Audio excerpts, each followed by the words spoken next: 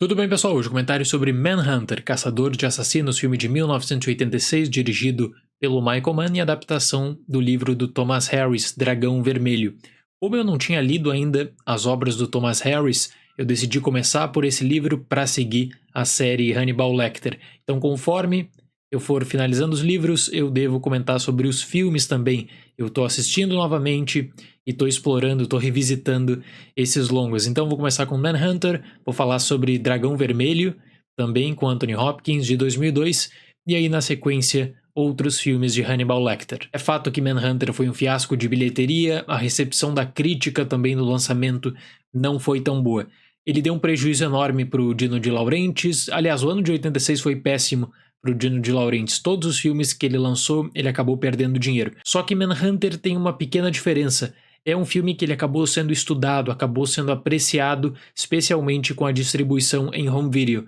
Tanto é que ele é alvo de vários artigos e livros, inclusive eu vou deixar algumas recomendações de leitura na descrição desse vídeo. Antes de falar sobre o filme, eu queria falar sobre as versões disponíveis de Manhunter, porque nós temos a tradicional, vou chamar assim, lançada nos cinemas em 1986, que é inclusive disponibilizada hoje para aluguel, DVD, e nós temos a versão que foi feita para televisão, que hoje é chamada de versão do diretor, que inclusive conta com um final alternativo. Aliás, eu já recebi no canal algumas perguntas sobre isso, por que entre a década de 70 e começo dos anos 90 existiam tantas versões alternativas dos filmes. E aí a gente tem que pensar no meio de distribuição desses projetos. Na televisão, o posicionamento de um determinado projeto em um canal de cinema, em um horário nobre, apresentando justamente uma versão com cenas extras ou com um final alternativo, acabou sendo para a indústria um meio também de conseguir mais recursos com os longas, especialmente aqueles que não ganharam, que não conquistaram uma boa bilheteria. E especialmente quando os produtores acabam interferindo no projeto, isso aconteceu em certo grau em Manhunter, existe o seguinte pensamento: bom, agora deixa o diretor fazer a versão que ele queria, deixa ele apresentar essa versão para a televisão. E foi isso que aconteceu com Manhunter. O Michael Mann, ele teve toda a liberdade para fazer em 1987 essa versão especial que foi lançada no Movie Channel. E revisitando as duas versões, o Michael Mann diz que prefere justamente essa versão da televisão, essa versão que a gente chama hoje em dia de versão do diretor. Concordo plenamente, é uma versão muito melhor do filme, apesar de contar apenas com 3 minutos de cenas extras, só que são tomadas que fazem toda a diferença. No filme, o agente do FBI Will Graham, interpretado por William Peterson, é chamado pelos seus superiores para entrar na investigação de um serial killer que foi apelidado de Tooth Fairy, Fada dos Dentes, interpretado por Tom Noonan, que mata famílias durante as noites de lua cheia e deixa marcas de mordida nas vítimas. Para tentar solucionar o mistério, Graham se encontra com a única pessoa que poderia lhe ajudar no caso, o Dr. Hannibal Lecter, interpretado por Brian Cox, que causou tremendo dano emocional a Graham antes de ser capturado.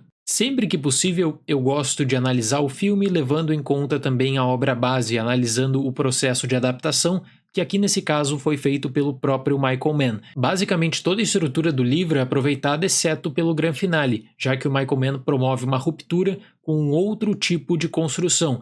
É verdade que ele é seletivo também, ao explorar narrativas secundárias, especialmente sobre a do serial killer, mas na minha visão isso ocorre para conseguir desenvolver melhor a carga de tensão. De toda forma, é óbvio, a leitura do livro ela sempre é recomendada e aqui nós temos um complemento e tanto. Para quem não sabe, nós temos versão em português, inclusive o link está na descrição. Manhunter é extremamente discutido, seja entre cinéfilos ou mesmo na comunidade acadêmica, também por conta do desenvolvimento proposto pelo Michael Mann. É aquele longa que eu poderia encaixar no conceito de valor do replay, porque eu tenho certeza que cada vez que a pessoa assiste Manhunter, ela acaba descobrindo mais informações, ela acaba observando também a organização do Michael Mann. A partir de agora, para seguir o comentário, eu preciso deixar um aviso de spoilers, vai ficar na marcação do vídeo, certo? A cena inicial do filme do serial killer entrando na casa da família e Michael Mann usando da câmera para nos apresentar o ponto de vista do assassino é uma das minhas introduções favoritas nesse gênero. Nós pensamos nos horrores que devem ter acontecido ali e no sofrimento,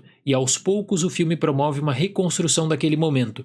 Existe com isso a violência gráfica na tela, mas a maior reflexão é pela curiosidade da violência que aconteceu fora da tela, que não nos foi apresentada. Posicionar Manhunter em um gênero pode ser uma tarefa um tanto quanto complicada pelas decisões tomadas pelo Michael Mann, decisões de caráter criativo mesmo.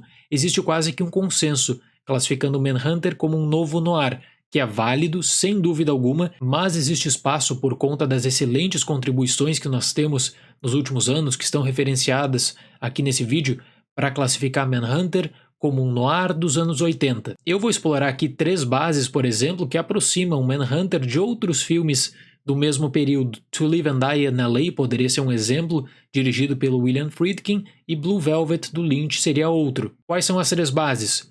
Posicionamento dos heróis, dos vilões e da construção visual. Em Manhunter temos um agente do FBI impactado por eventos passados, mas que desenvolve uma verdadeira obsessão pelo novo caso, ao tentar realizar a leitura do método do serial killer. O herói do novo noir dos anos 80 se volta muito para sua família, e essa é uma das principais preocupações de Graham, já que eles poderiam ser vítimas a qualquer momento. Graham se torna responsável por passar na frente da estrutura estatal e resolver os problemas por conta própria. Outro ponto da nossa análise pode ser voltado para o arco de antagonistas, especialmente Tooth Fairy, alvo da nossa atenção. Existe uma profunda desconexão do mundo real e do seu próprio mundo imaginário, e o seu objetivo é conseguir fazer a vinculação destes dois a partir dos seus crimes. A força de Manhunter aqui vem por 2 frentes. Inicialmente por Hannibal Lecter, que é posicionado como um mentor, com inteligência inquestionável. Tooth Fairy, por sua vez, constrói o seu mundo imaginário a partir do Grande Dragão Vermelho de William Blake. Como eu falei, existem algumas diferenças livro e filme. Uma decisão que o Michael Mann toma ao realizar a adaptação é de retirar praticamente todas as histórias de fundo do serial killer. Cabe ressaltar, no entanto, que a ideia do diretor é de promover a construção do mal a partir de uma forma cadenciada e misteriosa, dando um efeito enorme, por exemplo, na revelação do rosto de Tooth Fairy.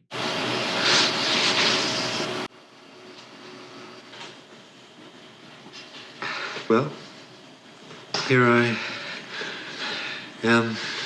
A máscara é um outro elemento que foi constantemente explorado nesse gênero nos anos 80, e no caso de Tooth Fairy, ela é responsável pela imersão do serial killer no seu mundo imaginário. E é claro que ao analisar Manhunter não podemos deixar de lado a importância da construção visual proposta pelo diretor. Manhunter tem uma paleta de tons pastel e tem um grande destaque para as cores frias, em uma construção monocromática que ressalta o azul. Aliás, existe também um trabalho especial em torno dos símbolos, especialmente espelhos, reflexos e olhares, que são chaves para a interpretação da história. Além disso, um outro elemento constantemente explorado leva em conta a tecnologia através da captura e reprodução, seja do áudio, vídeo ou fotos. Na época de lançamento de Manhunter, muitos críticos reclamaram justamente dos efeitos especiais colocados pelo Michael Mann, só que aquele filme, para a interpretação, não é aquela história tradicional de um agente do FBI contra um serial killer, é um outro tipo de proposta. Apesar de gostar da interpretação do Brian Cox como Hannibal Lecter, ninguém sabe por que o Michael Mann acabou mudando o nome, ele não é o foco da trama.